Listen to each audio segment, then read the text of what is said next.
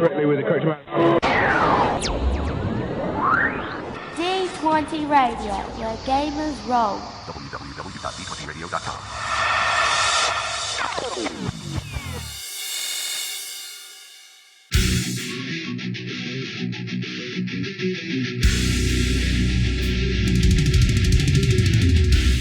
Welcome to Me and Steve Talk RPGs, a podcast where me and my friend Steve try and help you get the most out of your role-playing game experience.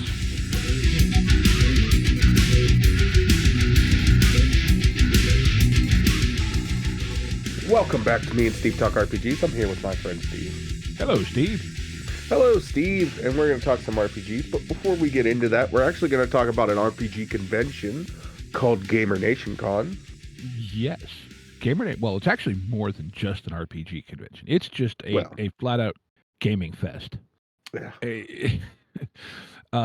Board games, RPGs. I'm sure there'll be people playing some card games, although I've not seen a lot of that. I think partially just because I don't want to say space is limited, but space is used up. Mm-hmm. There's usually a spare table or two, but like not tables and tables for people to play card games on. No. But when you've got that many people, it's also, I don't know, to me, card games are more small group than that is. Not that they wouldn't be welcome. But yeah, so GNC, or Gamer Nation Con, is a convention put on every year by the D20 Radio Network, of which, of course, we are members, along with a bunch of other cool podcasts and all that stuff. Mm-hmm, mm-hmm, mm-hmm. We all get together every year down outside of Dallas, Texas, North Plano, technically. Yep. At this little place called Dallas Games Marathon. And we basically game our faces off for 4 days. I think I played 9 sessions in 4 days last year. That's a lot of gaming. That is. And I ran 4 of them. Well, that means you played 5 of those. Yes. Oh. I mean, I pretty much wall-to-walled it. Plus, there was some board gaming and et cetera in there. And et cetera. Yeah, a little bit of... so last year, part of the swag bag was a custom little card game. And I forget, it was a reskin of something else. So it's like not commercially available, but, they had enough sets printed for the swag bags. Yeah. So you played that for a little bit. Yeah, I played that. Like I said, it's just really, really cool. About 150, 200 people get together and just literally play games for 4 days. It's a good time. I love Gamer Nation Con. I'm really sad that I can't go this year, but that's life. That's just how it goes sometimes. But yeah, that is what's the weekend? April 4th. It's the first weekend in April. It's like the 4th through the 7th, I think. 7th, 6th? It's Thursday through Sunday. Yeah. And look, there's lots and lots of details we could give you, but there'll be a link in the show notes to the website, the tabletop events page. I believe at this point, badges are down to just an all-access badge. They've cut off the swag package because they need time to have the appropriate amount made and not have too many and have enough. But if you want to come, there's still some tickets available. I believe it's like $80 for the 4-day badge. If you're from out of town, like we are, there's a link for a block rate at the hotel. That's about a 15-20 minute walk from the venue. I walked it last year, and I'm old and fat, so it's fine. And not to shout out, and also there is this wonderful restaurant right near the gaming convention. Oh, the little Turkish place that's yes. One or next door or 2 doors up. Yes, it's like 2 doors down. It's so good. Mm-hmm. Turkish food, it's awesome. If you don't go for if you're in the Dallas Plano area and you don't go for Gamer Nation Con, at least go eat there. Yeah, I don't know the address. I don't know the name of the place, but it's oh my God, is it so good? good. It's right there. He does like this little buffet bit. It's like, I don't know, it's very reasonably priced. All kinds of food, very reasonably priced. It's all delicious. Yeah. You have I the love little that diner place. out in front of the plaza is pretty good too for like breakfast and stuff. Is it? Yeah, We that didn't little try what's it called, there. Red Truck Diner or something like that. Okay. When we went, we got hotel breakfast. So Well, see, I did that last year because the hotel had a breakfast. The hotel I was at the yeah, first year I went didn't have one. yeah. And look, the hotel breakfast wasn't as good as the diner, but it was No. included in the room. And Yes. because it's the block hotel, you're having breakfast with the people you're going to spend all weekend with anyway. Exactly. I always take fruit and stuff from the hotel breakfast. Why do you just have an orange? But Anyway. Yeah, Gamer Nation Con. Great time. And it then is. we have a topic for this week. Yes, we do. Supplied, no less. So don't ever let anyone tell you we don't listen to our listeners. I may not read the Discord, but Steve does. Well, you read it this time because I was thinking it, but you messaged me and said, let's talk about this. Well, okay. So I creep the Discord. I You don't lurk. reply unless somebody ats me. But I see your messages. I see what you're saying about me. I see you out there, Jesse. This wasn't Jesse at this point, but No, it wasn't. But calling some people out. oh, Jesse's great. But He is. Anyways, no. From my understanding, sort of a newer listener, yeah, someone their or username is Eagle or Eagle. I don't know if it's how they pronounce it. That's one of the wonderful things of Discord is you can read it however you like, and in your head it is what it is, and the owner may think it's something entirely different. Yeah, exactly. But they were asking about anthology game, and I think they wanted some more clarification on how to run anthology games. Or it's been a minute since I read the actual comment. I'm not going to try and dig it up because that'll just be me scrolling in silence, and that's boring. Slowing us down even more. But I think the gist of their comment was they were just unfamiliar with the concept, and we mention it occasionally, and it got brought up because my game of the week, I think it was actually our last talk episode, was came from the RPG Anthology, and that's a collection of kind of smaller themed. They came from the rule sets, right? But I know we've mentioned anthology games in passing as kind of a different format, and so yeah, it would make sense for us to have a talk around that because, well, you and I know what we mean, but that doesn't mean everyone else does. Well, yeah, I think the first thing we need to do is define anthology, at least in our minds. So I'm a half a step ahead of you. Okay. Because what Steve's brain does is I know a lot of times what a word means in my head, what I mean when I use said word. But I have found occasionally that when I then look up the definition of that word, it's not exactly how I've been using it. Not that I'm necessarily wrong, but that I may have a specific subcontext to it. Right. So according to the Merriam-Webster dictionary online, I probably do have a paper dictionary here somewhere because I'm that old. I always have a paper dictionary around, and I probably have a couple thesauri too. But oh man, you can't have the dictionary without the thesaurus. But according to the Merriam-Webster dictionary, anthology is a collection of selected literary pieces or passages or works of art or music. Secondary definition being assortment. I've also seen collection, just as just the term itself. And I think that is within the scope of how we were thinking it. At least I was.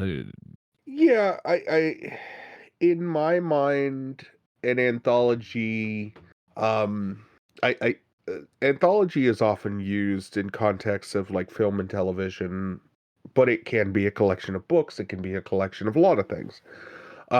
In my mind, those things have to be loosely connected to one another. And when I say loosely, it could be anything from a vague narrative device that's barely tying these two things together to these are basically the same characters in a different environment.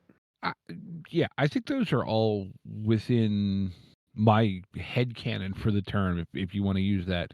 Yeah, to me, anthology kind of where my brain goes to immediately is like a collection of short stories, usually around, or sometimes poetry, whatever, around a central theme or whatever. Right.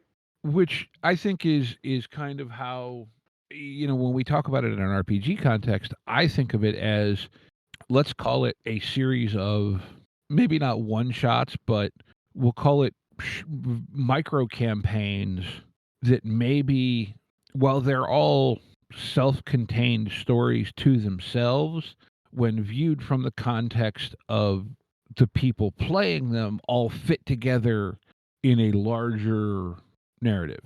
That could be, and this is just, brain dump, right? But that could be like, maybe there's a magic sword, and you play 3 or 4, 2-3 session mini campaigns that all focus around this sword, but the characters are different, and it's through different eras of time or whatever. Or you could do that with maybe a city or any number of different things like that.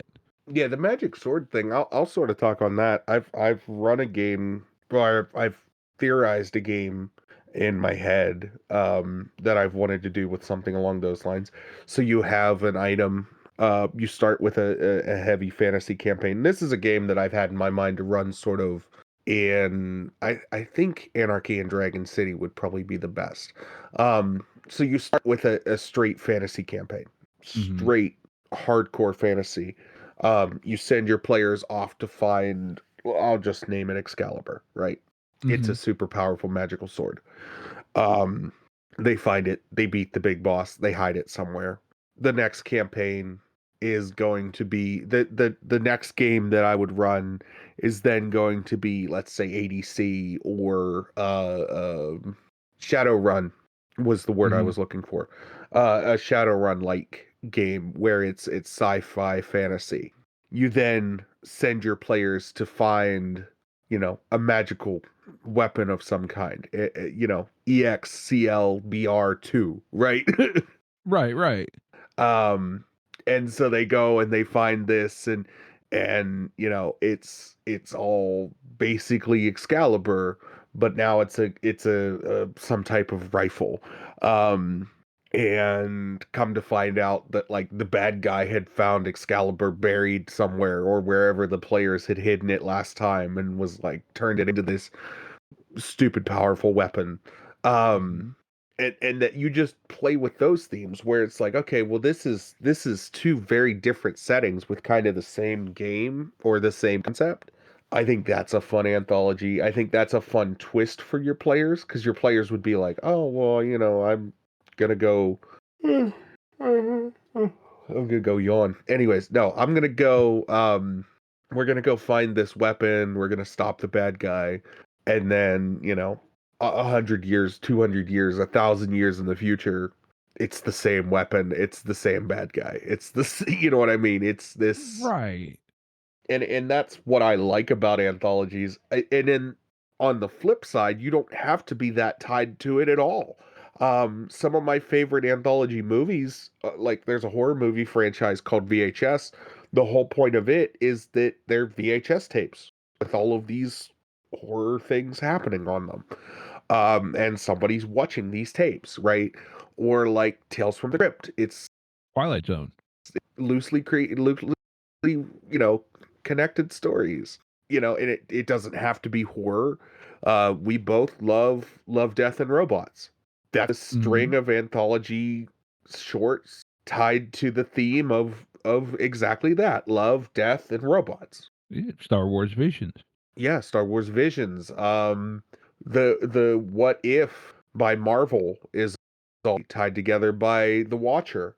You can do something like that, and it doesn't have to be, you don't have to keep the same plot, premise, ideas. It can be completely different, but if it ties back, that's the Easter egg. That's the fun of an anthology, is how it ties back to the other stories. Yeah, like I said, I think the key is that, so to speak. Yes, each mini campaign or one shot or whatever is a contained story in itself, but when viewed backed up and looked at them all together, then like you said, the Easter egg comes out. The thing that ties it all together is like, oh, like another thought that I've had around this, and this was something kind of inspired by comments made by, I think, I don't know if it was Keith Baker or not, but it was specifically around changelings in Eberron, and the thought that because of their abilities as far as being changelings, that there could be a role in a society that, I don't. We'll call it the Dalai Lama, just because that's the name that's in my head, right? Right. Yeah. This is not actually a person. This is a role adopted by a changeling, and it passes generationally. Yeah. Yeah. That's So cool. That's a good you could idea. have a story around its interactions with this, and again, we'll just use the phrase Dalai Lama because I don't know, that's what's in my head because my brain's only at most of speed, not all the speed. But you could do something like that where it's inner, or it could even be something, again, to take this maybe into a somewhat more modernish, you know take it to a like a modern crime story. It's all dealings with the capo, but Hmm. it's different groups interacting. So you could have common characters, you don't need to, but the center of the story is the capo, not, or the center of the group of stories is the interactions with the capo, not this heist, that heist, whatever. Right. So I like it because, and I think this is probably where both of us find this concept attractive, is because we are, to quote Seth Skorkowski, or not Seth Skork, Shane Stacks from Shane Plays, we're Right. system promiscuous. Yeah. Yeah, we are. And so you can take, some of it you play in D&D or Fantasy Age, and some of it you play in, like you said, Shadowrun. You could go Shadowrun, Earth Dawn, whatever, those two tied together canonically. But you can mix and match systems. You could do, uh, your classic high fantasy. You could do, a 20s Call of Cthulhu. You could do a modern Delta Green. You could then take it ahead into a cyberpunk or some sort of, super sci-fi, like a eclipse phase or something like that. You could take this whole thing and span incredible, get your fix for playing a little bit of this, playing a little bit of that, and yet as the players and the GM, there's this larger narrative that spans it all. And I think that's what's in my head when I say, anthology campaign or anthology RPGing, generally. Yeah, I think that's definitely something that's attractive to me, is the idea of being able to play with more than one system, with more than one setting. I think it plays to my strengths well, because I find myself having a hard time committing to the same thing for too long, especially when it comes to this hobby, because I know how much other stuff exists, right? Uh, Right. it's my problem when I'm stuck locally, and the only game I can find is D&D. There's so much others that exist. I don't want to play D&D. I don't want to do it no more. No, no, no, no.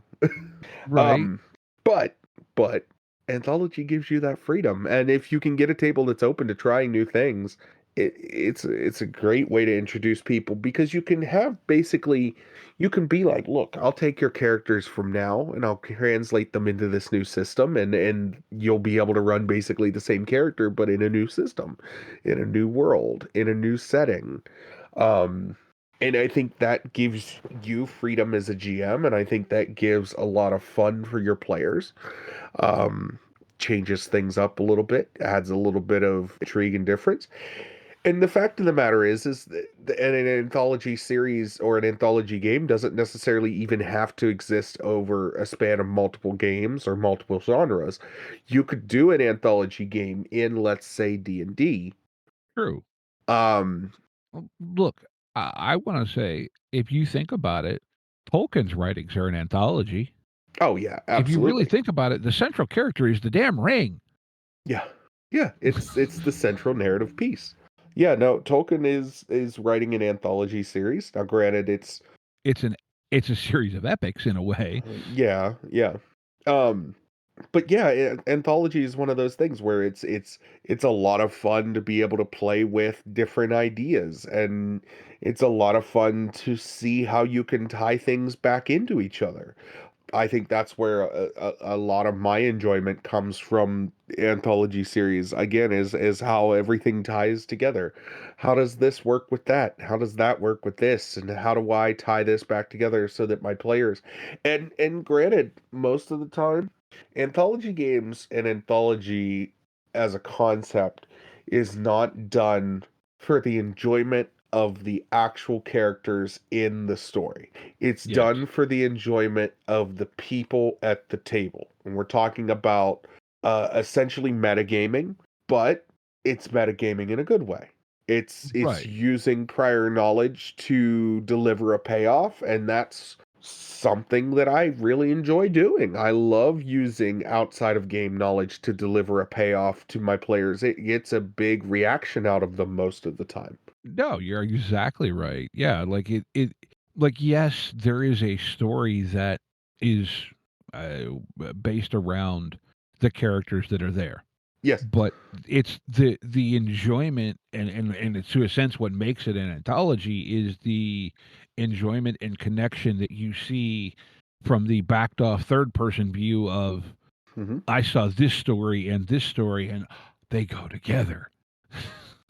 You know what I mean? Like When I was younger, I wanted to be a writer. And then I wrote some stuff, I shared it with some friends, and I realized that my enjoyment more so came from not the actual writing process, but the process of sharing what I've written with my friends and their reaction to what was written and what I wrote on the page. That's what really drove me into tabletop RPGs, because I realized I could get almost instant gratification by writing something and then showing my friends what was written and watching them try to figure out the puzzle that I've made and try to um, interact with the world that I've created. And with an anthology, that just adds another layer of that enjoyment of watching them, interact with, this train's been running for 1 million years. Like, how does that work? Right? mhm. Or, um, I don't know. I kind of lost my train of thought. Sorry. No, I Um, think like yeah, you can tie it to history, you can tie it you can do it in so like it could be the story of a place, a thing, mhm. it could just be a theme, you Yeah. know, eh, like some sort of transformation, like like a Yeah, again, Love, Death and Robots is a great anthology series. 90% of those, 80% of those don't tie to each other in any meaningful way, other than they have those themes. Uh, so question if it's not sidetracking you too much. uh, uh, Depending on the how short you're doing your we'll call it your segments of your anthology, would you pre-gen the characters or does it just depend?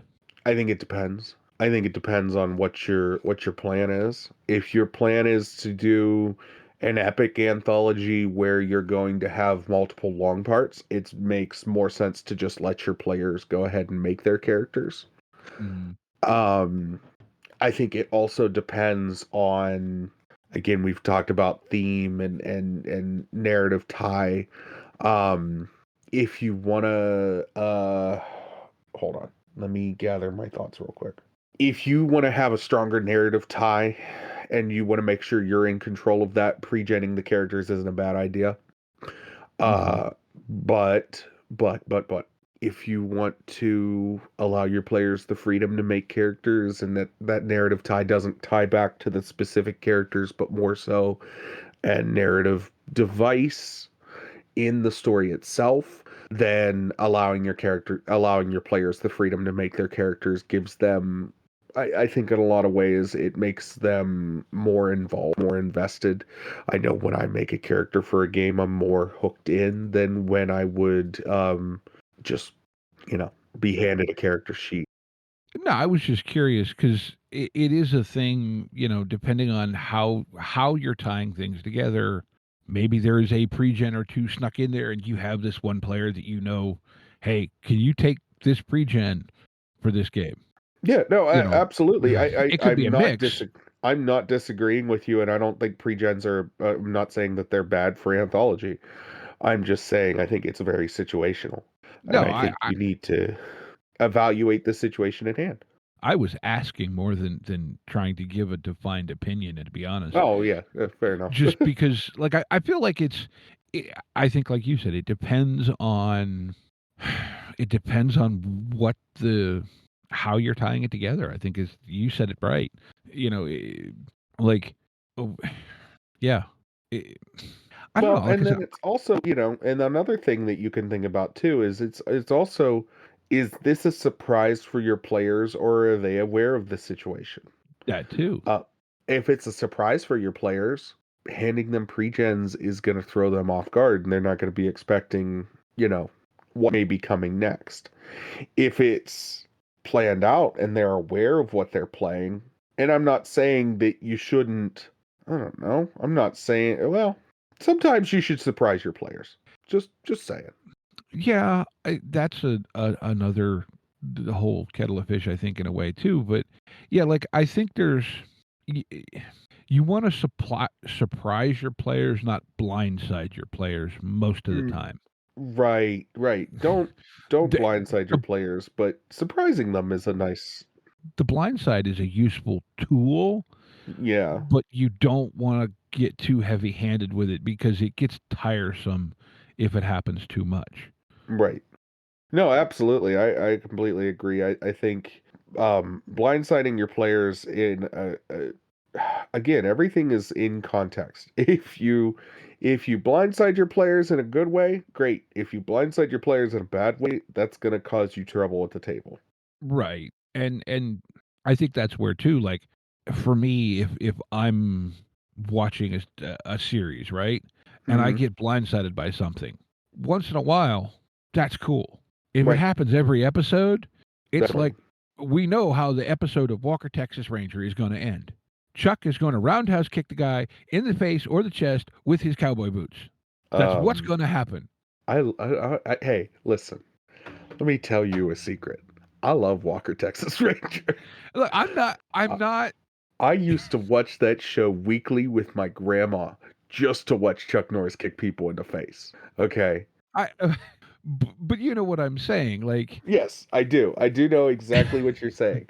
I'm not trying to denigrate the show. Chuck Norris jokes are great. Oh, they are. Okay. Have you seen the one that Chuck does, the video one about the tiger? Yes, I did see that one. That one is absolutely hysterical because it's Chuck Norris doing a Chuck Norris joke. Oh, he knows. He knows. That's the best part, is he knows. Oh man, I love Chuck Norris. I really genuinely do. But no, yeah, seriously, don't blindsiding your players periodically to add a nice pop or a nice surprise is a lot of fun. Blindsiding your players on the regular just becomes annoying after a while. It just becomes frustrating as a player, and it's like, oh well, what's the BS gonna be this week? Yeah. And not to tangent too much off of that, but doing that for an extended period of time and then having that build to a payoff, that's great. That's fun. let your players get kicked in the face every week, and then have them just become stupid annoyed with that character, and then what happens the next time they see them? Oh. Yeah. That's all I'm saying. But yeah, that doesn't have anything to do necessarily with anthologies. That's just a take a little hint from wrestling. Every now and again, the heel has to get one over or a bunch over to make the payoff even better. Yeah. No, and that's I mean, that's storytelling, right? Right. But I don't know. Like you said, we kind of tangented there and got a little sidetracked. But I think it's Steve, it's our podcast.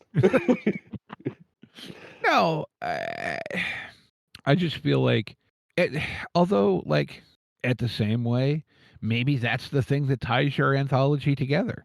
Yeah. Yeah, that the players get their butt kicked by this one dude. Oh, I'd love to. I can't wait. Oh, I hope it's good. Did that Monty Python game ever come out? It's sitting right over behind the curtain. Is it good? I haven't actually looked at it, although I got the box and I haven't dived into it. Discord, tell me if this game's good. the review that I read on, I forget what site it was. Said that it is on point. Let's put it that way. Okay, good. I know, like I just opened it up and looked at it, and like some of the dice, the one die has the foot on it. Mm-hmm. So like I haven't read it. I've had the PDFs for a while, but I don't know. I have a habit, especially with Kickstarters, of just waiting for the physical book. And I've heard it comes with a lot of pre-gens and a lot of prompts, and it's very improv heavy, which makes me go, should I cram it and run it at GNC? Because I also just hack it and plan on playing it in a pickup game. Well, here's the thing that I'm wondering about. So I went not full in, but I went in and extraed up a little bit on the Kickstarter, and I got the coconut shell dice cups. Right. And I got the dice catapults. Oh no. And I'm a little concerned that if they're wood. Yeah. But do they trip something if I take them through security on the plane? They shouldn't. They shouldn't. But do I want to risk losing them? Oh. Are they already assembled? Yes. I don't think they have the rubber bands on them. They're in little blister packs. Oh. Then they really shouldn't, especially if they don't have the rubber bands on them. I think they're it would only trigger 6 inches long. Yeah, I don't think it would. I don't know. Maybe don't. Maybe don't. I don't know. Yeah, I don't know. TSA is weird.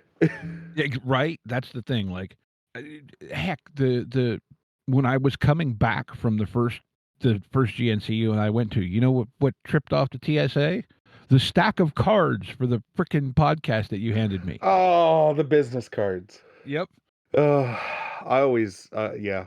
I don't know. I knock on wood, have never had a bad experience. That was, they're like, do you care if we look through your bag? I'm like, well, what am I going to say? Yes? Like, yeah, I'm going to tell you no. And then we're going to have to go to another room. Right now, like, yeah, go ahead. I'm not, and there's so nothing they're in there. Going through and they open up and they go, oh, yeah, that's what it is every time. Like business they were cool about it. They were, not a problem, but it was just what is this? You don't know. Yeah, exactly. Yeah, and you hear the horror stories, and we're gamers, and everything spirals if you're a gamer. Yeah. I don't know. Yeah, I don't know that answer. Would a wooden trip? Hey, audience! before Gamer Nation Con, why don't you tell us if you work for TSA, would you stop somebody with a little wooden trebuchet and a bunch of plastic rocks? Book? Yeah, plastic rocks and like a book that says Monty Python on it. Like, would you? Oh shit! And it's not an RPG; it's a co-curricular reenactment program. Exactly. But yeah, like that's the one thing, because I did look, and I don't know how it ties in. I do know the game uses backgammon. Oh no. And there is a backgammon game at Dallas Games Marathon. Nice. Oh my. I don't know how to play backgammon. I don't know how to play wait. I do know how to play backgammon. It's been a long time. I had a buddy in college show me. He was like, "This is how we play backgammon," and then we played it for a while, and I was like, "Wow, this is a lot of fun." And then I forgot how to play backgammon. Yeah, it's like a lot of games. You probably know this better than I do. Do you remember all the like card games and stuff like Spoons? Do you ever play Spoons? No, Hearts and Euchre were the ones that I think I Hearts and played the Euchre, most. yeah. Play a lot of Rummy. Some people call that 500. Yeah, there's all these games that we played that I know how to play that it's like, my hair's going crazy. But anyways, yeah, I do you want to move into game of the week? Do you have any final thoughts on Anthologies? Because we're like, yeah, we're at about 20 minutes 35, to the 40 hour. minutes. Yeah. Yeah, I don't know. I mean, like, I just think the Anthologies, the concept that we've talked about as anthology games, I think for us is another tool for us to keep ourselves engaged. Oh In all yeah. honesty, and interested. Well, I think it can be a tool to keep your players engaged as well. I think if your players are getting tired of the same old, it can be a useful tool to just be like, hey, well, let's throw some different into the same old, same old. Right. And look, like we've talked about some things that are kind of something you could even insert into a regular game. It could be, we talked about the changelings and Eberron changelings, if I remember right, are slightly different than regular changelings in D&D in that they're I think a changeling in regular D&D is technically like a monster, if I remember right. It is. And then Aberon changelings are player characters. But you could take that concept. So let's say you're playing a world hopping or a very location hopping fantasy game. You could have, we were talking about how, a changeling could have this generational character that maintains the same appearance even though the individual actually changes.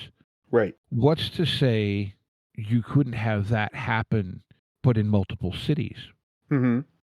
Or towns, right? Where like there's always this, whatever form they want to take, but that is a thing that starts happening in your world and your, how is this guy in every town we go to? Right. But it's not actually him. Why is this guy here? You know what I'm saying? Like kind of yeah, hide and then they the start asking him anthology questions in your narrative. That's a good way to have them start asking him questions and being like, "Hey, do you remember the last time we talked to you?" and blah blah blah blah blah blah blah. And he's just like, "What? No, no, I don't know. What are you talking about?" Yeah, like I don't know. Like I said, I think the anthology concept has a lot of meat on it that you can use either as a more traditional anthology or even like we said you were just talking now, kind of almost invert it of, and you can face that any which way you want, right? Like is it the head of the local chapter of the the Haberdashers Guild? Mm-hmm. And I'm only saying haberdasher because, well, it's a fun word to say. It is a fun word to say. I love a and haberdashery. Once you know what it means, you're like, well, it's like, oh, okay. But, yeah, like, I don't know. I actually, now that I'm thinking about it, I like the idea of kind of hiding some sort of anthology in your existing game. Mm-hmm. And just seeing how long it takes for your players to pick up on it. Yeah, yeah. I like just it. as a self-amusement kind of thing. Yeah. Sometimes you got to play games. But yeah, I think that's all I really have to say about anthology games.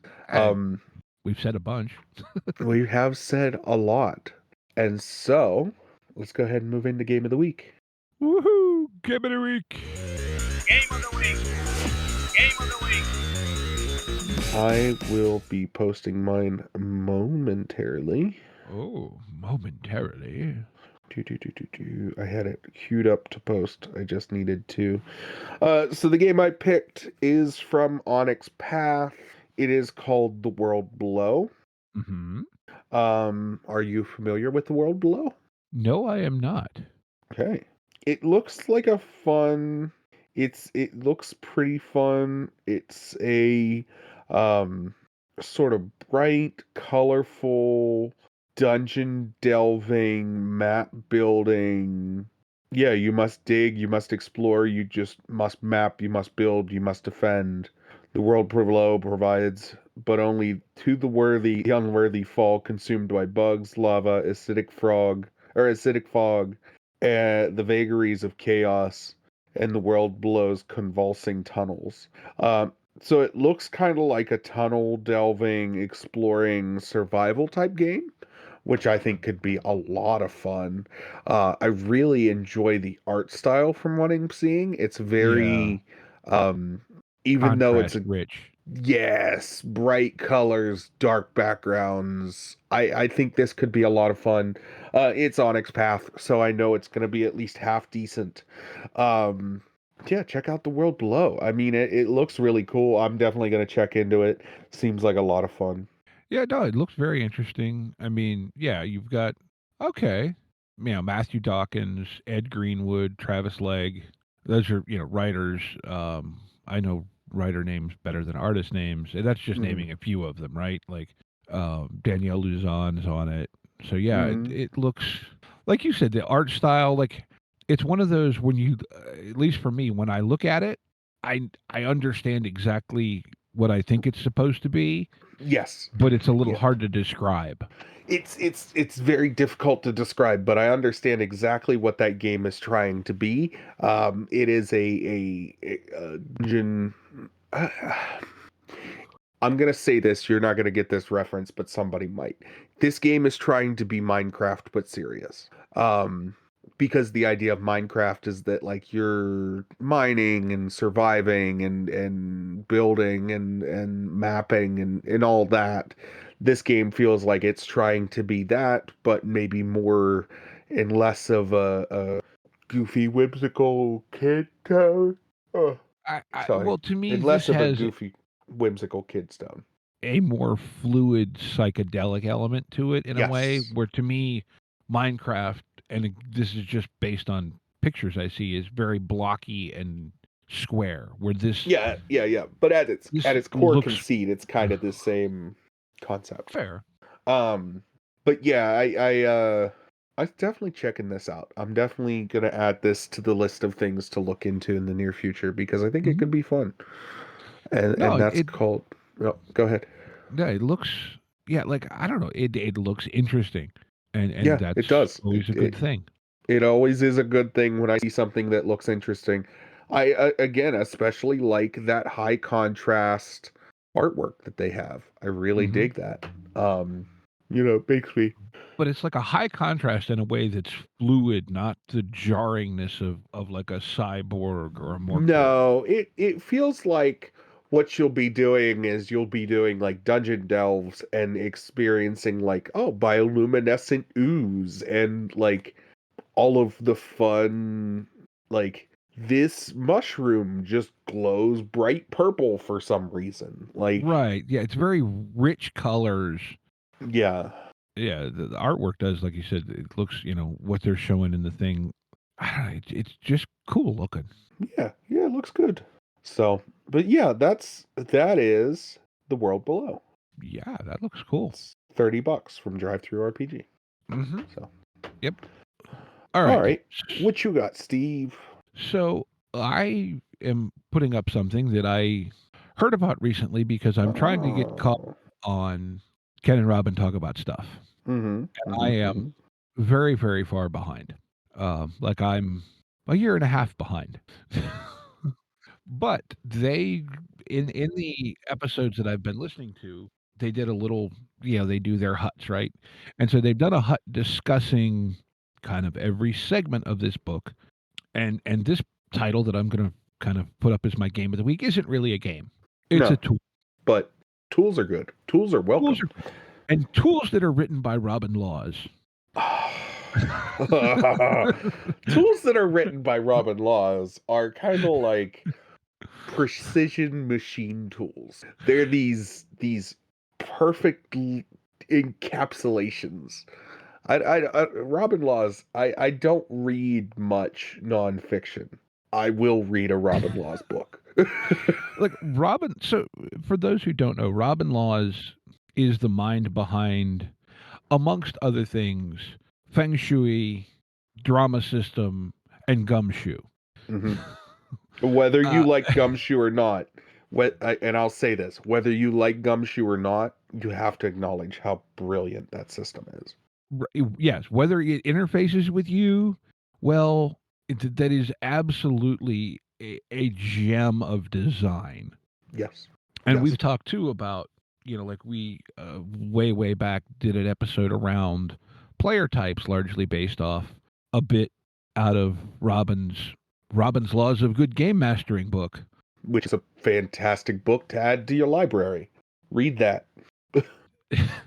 This one is one he did for he did it for this. It's called Tentacle Press. It's for this project called the Kraken, which is actually this group that puts on gaming retreats over in Germany. Oh, cool. And so this is a little $8 title for the PDF, 52 pages. It's called The Adventure Crucible. And what Robin's done is he kind of went through and broke down adventure design. And I think this is adventure more in like the chapters of your story, not the overarching thing. Right. Because the overarching thing, I think, what kind of defines it, and I was actually reading the reviews on this, and one person was like, well, you forgot the adventure, or the journey. And I went, and in my brain, I read that initially, and then I went, but in a sense, that is what you get when you stir all these things together. Yeah, exactly. I don't know. I think what this book does is he broke down adventure types into 5 categories, those being the dungeon, the mystery, the chain of fights, survival, and intrigue.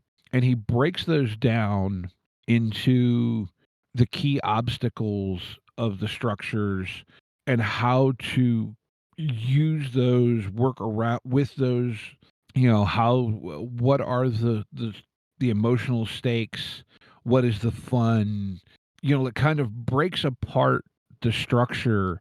So, and much for me, this is much in Robin Laws of pretty much all of Robin Laws' books are a masterclass in game design and running the game, and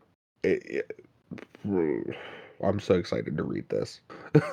But basically, he's breaking down these archetypes in a way that, like, I guess the best way to say it is he's cutting up the steak. Yeah. And like having, played some Gumshoe, look, Robin is a brilliant designer. And I feel like whether or not you agree with everything he puts out in something like this, it's worth reading, if only because, one, it's $8, okay? But you can get those nuggets of, okay, and he even said when they were discussing this on the podcast, because what they did is they broke it up over like 5 of their episodes, and they did a segment on the dungeon and then on the mystery and so on. But he even said, you can mix and match within these. Mm-hmm. But at least for me, if I see it broken down, then it's easier to mix and match, because it's not great big thing, how do I blend them?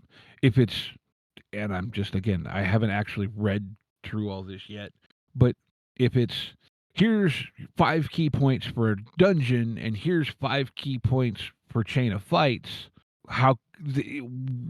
we can interlock those points or pick and choose between those points easier than I can go, it's a dungeon mystery. Right.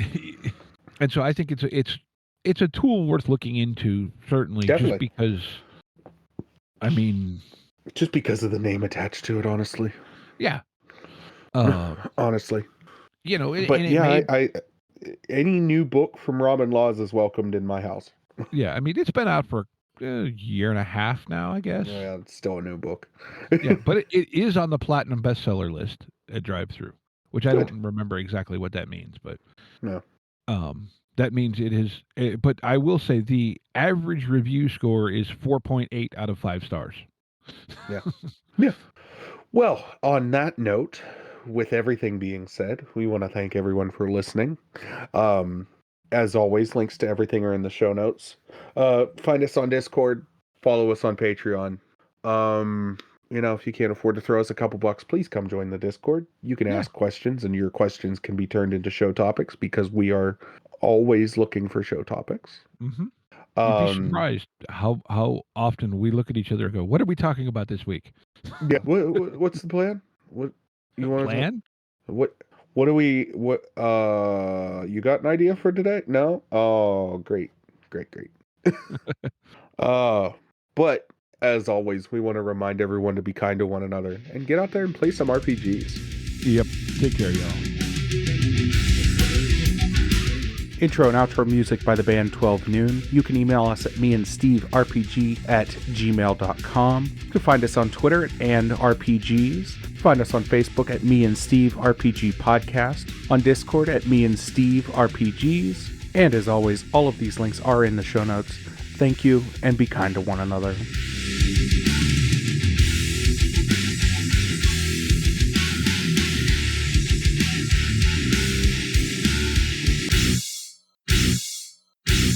How much for the cigar? Cigar, $20, dog. You gotta go down the street to the store and buy that.